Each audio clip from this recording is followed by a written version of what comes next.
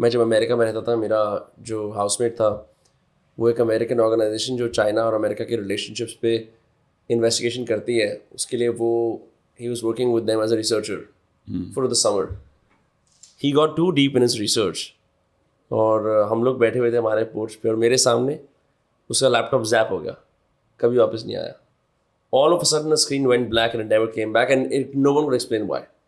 And some esoteric hieroglyphics in Chinese came about. Yeah, We were sitting in America. absolutely. He had firewalls, VPNs, everything. But nobody is going to question them.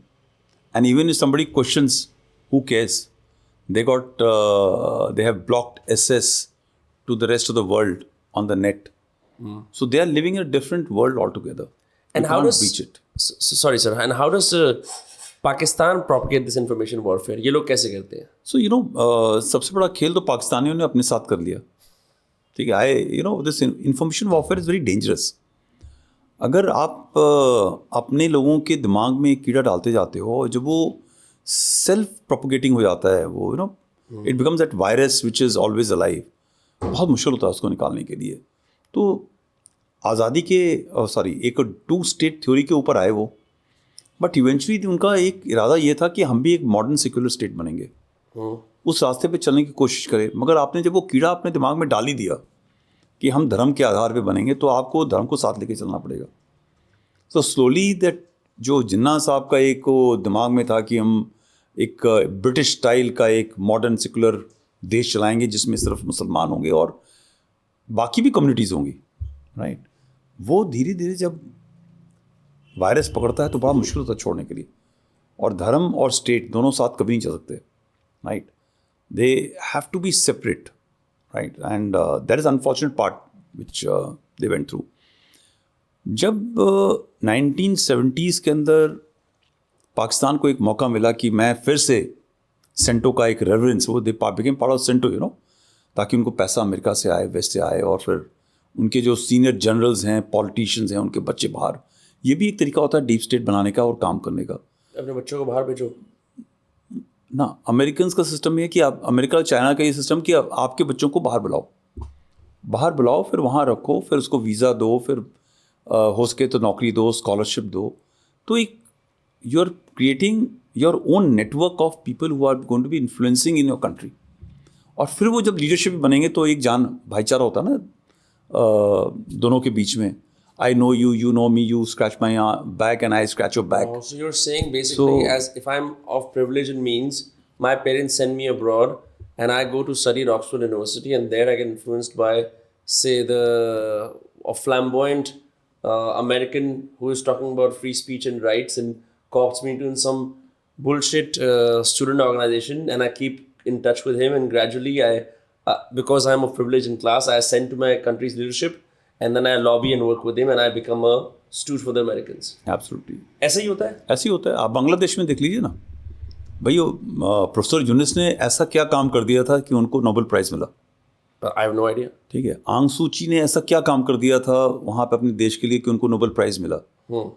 I don't say that they are stooges, but they were silent workers for period of time. जब उनकी ज़रूरत, अगर ज़रूरत नहीं पड़ती, अगर शेख हसीना ने वो ज़मीन दे दी होती बेस बनाने के लिए, तो यूनिस साहब फिर भी पाक रहते, ready to be used. So in all countries they have got stooges. The beautiful part is कि उनके पास जो स्टूजेस हैं वो दोनों तरफ हैं, राइट भी है, लेफ्ट भी है, और सेंटर में भी है. अगर आपको इस पॉडकास्ट की छोटी छोटी झलक देखनी है तो उसका क्लिप्स को सब्सक्राइब करें. So they can all be played. Now coming back to Pakistan, so their leadership wanted to become a stooge of the Americans or the West, because they wanted to belittle our country, which was supposed to be strategically autonomic in the direction of so-called, उस time पे हम कहते थे अपने आप को non-aligned country, NAM movement. NAM movement. तो उनको ये मौका मिला. Plus they have not accepted that there are a large number of Muslims who are living in our country so happily, right? और उसमें कश्मीर एक majority Muslim state. How can they live? So they want to leverage. जब उनको ये मौका मिला to fight as a front in Taliban, with the Taliban, or create Taliban, right? They went full hog on this. So what they did, to provide the people to fight, they had to have an ideological movement. And that ideological movement, the simplest form of ideology is religion. They started picking up their own children and training them or educating them in mosque, in masjids, madrasas, I'm sorry.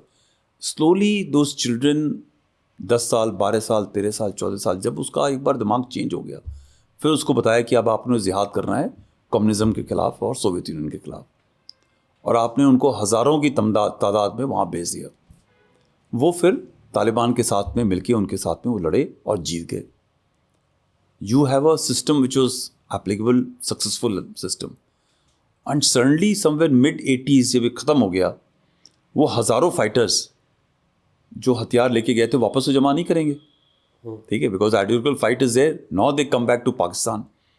ये जो virus है ideology का based on religion, radicalisation का, वो उनके घर में ऐसा घुस के बैठा हुआ है कि आज की तारीख में पाकिस्तान की आर्मी चाहे तो नहीं निकाल सकती है, उनकी सोसाइटी मॉडर्न होना चाहे तो नहीं निकाल सकती है, बिकॉज वही आदमी आज 40 साल का, 45 साल का, 60 साल का, वो ये कैसे कह सकता है कि मैं गलत रास्ते पे था, और वो अपने बच्चों को उसी रास्ते पे डालता जाता है। Plus there is a poverty, 80% of Pakistan is living in poverty. तो वो जिसके पास में 8-9 बच्चे हैं, वो 4 बच्चे, 2 बच्चे, एक मैं जब GOC क्लोफोर्स था, एक ऑपरेशन हुआ, उसके अंदर एक पाकिस्तानी बच्चा था, लड़का, 7 टेररिस्ट से 6 मार दिए, 1 बच गया था, बट वो लड़का ही बहुत यंग था, तो पुलिस अपना आर्मी ने फायर वगैरह बंद किया और उसको बोला कि तुम सरेंडर कर दो, एंड ही सरेंडर्ड।